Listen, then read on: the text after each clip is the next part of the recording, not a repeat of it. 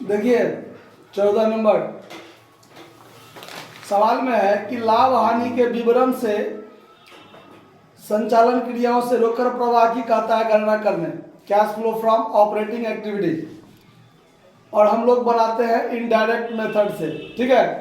तो वैसा डायरेक्ट जिसमें कैश डायरेक्ट रूप से खर्चा होता है उसको इसमें चर्चा नहीं होता है इनडायरेक्ट मेथड में, ठीक है। तो ये जो आपका स्टेटमेंट ऑफ पीएल है उसमें से क्या सब आइटम आएगा उस पर ध्यान से देखिए। सबसे पहले रिवेन्यू फ्रॉम ऑपरेशंस 95,000 है। अन्य आय में देखिए संयंत्र के बिक्री से लाभ, कमीशन, आयकर की वापसी, कुल आय 1,28,000 हो गया है।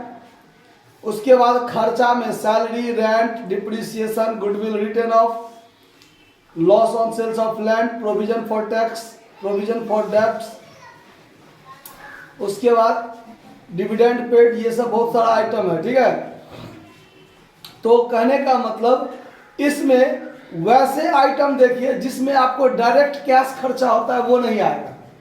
तो डायरेक्ट कैश कहाँ खर्चा होता है, तो अन्य आय में देखिए कमीशन डायरेक्ट खर्चा होता है कैश, इसका चर्चा इसमें नहीं होगा। उसके बाद घटाव में देखिए खर्चा में, व्यय में सैलरी और रेंट, इसमें डायरेक्ट कैश का खर्चा होता है। तो ये आइटम इसमें ऑपरेटिंग एक्टिविटीज वाला में नहीं आएगा जब हम लोग इनडायरेक्ट एक्सपेंस से बनाएंगे तब। तो आएगा क्या, तो देखिए सबसे पहले हम लोग जब इनडायरेक्ट एक्सपेंस क्या कहते हैं इनडायरेक्ट मेथड से बनाते हैं ऑपरेटिंग एक्टिविटीज, तो सबसे पहले हमको नेट प्रॉफिट लेना है। क्या लेना है, तो सबसे पहले सबसे अंत में देखिए नेट प्रॉफिट 35,000 है ना। नेट प्रॉफिट कितना है, तो सबसे पहले आपको यह रखना है नेट प्रॉफिट हमको कितना रुपया आया है, 35,000, ये सबसे पहले हुआ। उसके बाद इसमें एडजस्टमेंट के रूप में कुछ नॉन कैश आइटम है, उसका एडजस्टमेंट होगा इस सवाल में मात्र। क्यों, तो इसमें आपको करंट एसेट्स और करंट लायबिलिटी से संबंधित, इंक्रीज डिक्रीज से संबंधित कोई बात नहीं दिया हुआ है। तो सीधे क्या होगा, तो नेट प्रॉफिट 35,000 हो गया। नॉन कैश आइटम में नीचे से हम लोग ऊपर तरफ चलेंगे। देखिए सबसे पहले क्या है, डिविडेंड पेड 7,000 है ना, ये नॉन कैश आइटम में ऐड होता है। डिविडेंड पेड कितना रुपया है, 7,000, ठीक है। उसके बाद प्रोविजन फॉर टैक्स 4,000, यहीं पर ऐड कर लेते हैं।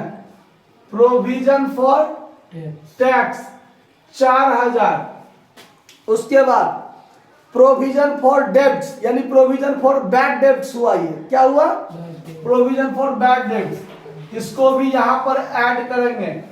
प्रोविजन फॉर बैड डेब्ट्स कितना रुपया है, 2,000 रुपया, ठीक है।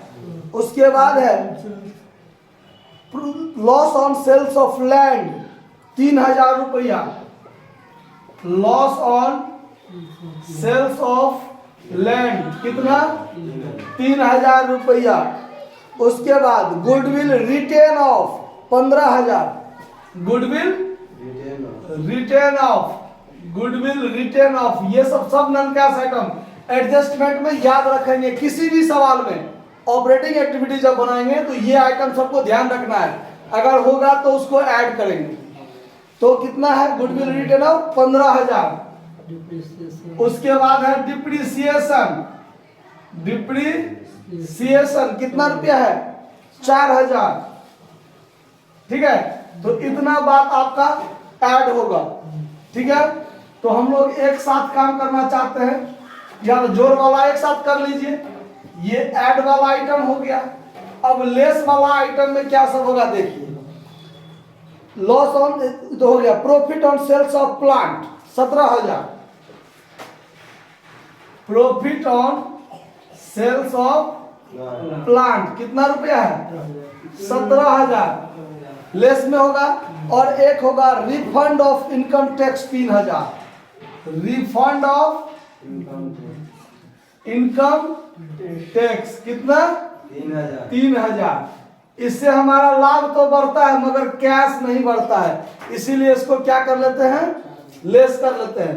ई टोटल को जोड़ना है, इस दोनों को घटाना है, जो होगा cash flow from operating activities.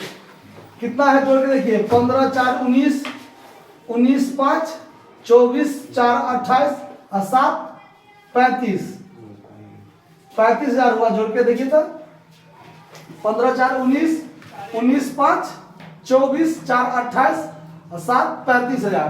तो 35 35 मिला के कितना हो गया, और ये हो गया आपका 17 3 20, 20,000 इसमें से क्या कर दीजिए, घटाइए, तो बचेगा 50,000 जो cash flow from operating activities. ये हो जाएगा net cash flow from operating activities. समझ में आया बात, इसको नोट कर लीजिए। धन्यवाद।